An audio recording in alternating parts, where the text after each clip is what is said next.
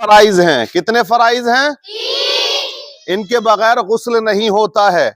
ये बात आप अपने दिलो दिमाग में उतार लें। आज के इस दौर में इंसान 55 साल का हो गया, 72 साल का, लेकिन उसको गुस्ल के फराइज का पता नहीं है और वो नापाक ही रहते हैं। इसलिए जरूरी है कि हम पाकी के बारे में समझ लें, जान लें, ताकि हम नापाक ना रहें, पाक रहें। और बंदा जब पाक रह के इबादत करता है तो उसका दिल इबादत में लगता है। तो 3 फर्ज हैं। कितने फर्ज हैं?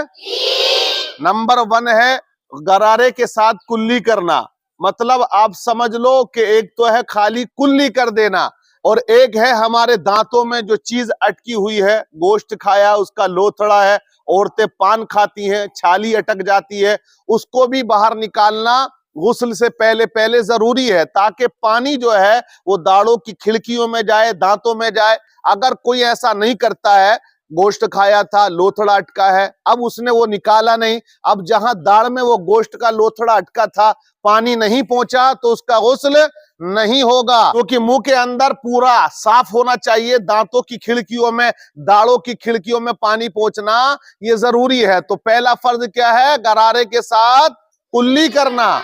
और दूसरा फर्ज है नाक के बांसे तक, यानी कि जो ऊपर हड्डी होती है वहां तक पानी चढ़ा देना, पानी बिल्कुल पहुंचा दिया जाए, और बाल जो है नाक के वो पूरे के पूरे गीले हो जाएं। नाक में अगर कुछ गंदगी है, कोई खजाना भरा हुआ है, उसे बाहर निकाल देना चाहिए। समझ गए? उसके बाद पानी अच्छे से पहुंचा दिया जाए। जब हमें यकीन कामिल हो जाए कि पानी अच्छी तरीके से नाक में जा चुका है, नाक की जो गंदगी है बाहर आ गई और नाक जहां तक पानी पहुंचाना था पहुंच गया, तो फिर जो है तीसरा आप फर्ज अदा करें। ये दूसरा हो गया। और तीसरा फर्ज क्या है? पूरे बदन पर पानी बहाना, मलना, पूरा बदन गीला हो जाना चाहिए।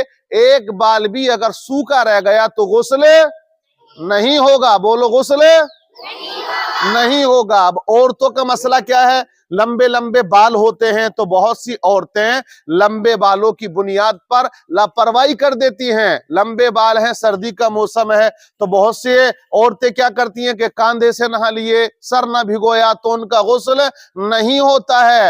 हर बाल की जड़ में यानी कि पानी पहुंचना ये फर्ज है। हुजूर की हदीस है, हजरत अली रदी अल्लाह ताला अन्हु रिवायत करते हैं कि आक़ा दो जहां सल्लल्लाहु अलैहि वसल्लम ने इरशाद फरमाया कि जनाबत हर बाल के नीचे पहुंच जाती है। गुस्ल की हालत में जब बंदा नापाक होता है तो हर बाल के नीचे पानी जाना चाहिए, क्योंकि जनाबत हर बाल के नीचे होती है, पहुंच जाती है, मतलब हर अंग जो है इंसान का नापाक होता है। तो हजरत अली बयान करते हैं कि उस दिन से मैंने अपने बालों से दुश्मनी कर ली। हमेशा हजरत अली अपने सर को मुंडा के रखते थे, क्योंकि हुजूर ने फरमाया कि जो गुस्ल अच्छे से नहीं करता है और अपने बालों तक पानी नहीं पहुंचाता है, अपने बालों को पानी से तर नहीं करता है, पानी अच्छे से नहीं बहाता है, वो सर के बाल हों या जिस्म के बाल हों, तो फिर अल्लाह उसे अजाब जहन्नम में मुब्तला फरमाएगा। तो हजरत अली ने उस दिन से अपने सर के बालों से दुश्मनी कर ली। तो अब ये हमें होना चाहिए कि लेडीज अगर गुस्ल करती हैं तो पूरे और एक होता है औरतों का मेंढे बांध लेना, यानी कि बारीकी से बालों को गूंद लेना। जूड़ा एक होता है, जूड़ा, जूड़ा तो ऐसे इशारे से खुल जाता है। तो गुस्ल की हालत में औरतों को भी अपने सर के बाल के जूड़े को खोल देना चाहिए, या चुटिया भी होती है तो चुटिया खोल लेनी चाहिए। एक पहले वो गूंद देते थे बिल्कुल रस्सी की तरह, आज वो दौर नहीं है, खैर अब फैशन का जमाना आ गया। पहले अब कोई ऐसा करता है तो कहते हैं ये तो पुरानी है, ओल्ड है, तो इसलिए वो दौर अब नहीं देखता कि लड़कियां या औरतें अपने बालों को अच्छे रस्सी की तरह बट लेती थी। तो बहरहाल अगर किसी की इस तरह से बाल बटे हुए हैं, खोलने में परेशानी आती है और टाइम भी लगता है, तो फिर हुक्म शरा यह है कि उन पर पानी बहा दिया जाए। उनके अंदर पानी पहुंचाना फिर जरूरी नहीं है, लेकिन जो सर के बाल की जड़ है, जड़ों में भी औरतों को पानी पहुंचाना ये लाजिम है। और सर के जो बाल है, हर बाल को गीला करना ये फर्ज है। मर्दों का मामला है कि सर के बाल हों या दाढ़ी के बाल हों, सबको गुस्ल की हालत में बिल्कुल तर करना है, पानी बहा देना है। तो कितने फर्ज हुए गुस्ल के अंदर? पहला क्या है? गरारे के साथ कुल्ली करना। और दूसरा फर्ज क्या है? नाक के बांसे तक पानी चढ़ाना। और तीसरा फर्ज क्या है?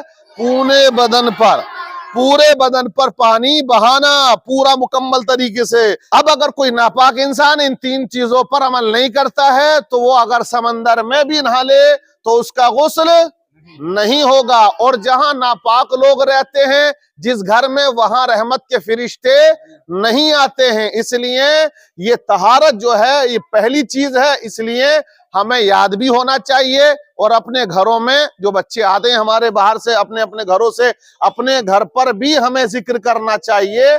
हमारे अब्बा को, अम्मा को, भैया को, बहन को अगर याद नहीं है तो उन्हें ये हमें फराइज बता देने चाहिए। समझ गए आप? अब आपसे पूछ लिया जाएगा और किसी को अगर याद नहीं होगा तो फिर कार्रवाई की जाएगी उसके खिलाफ। समझ गए?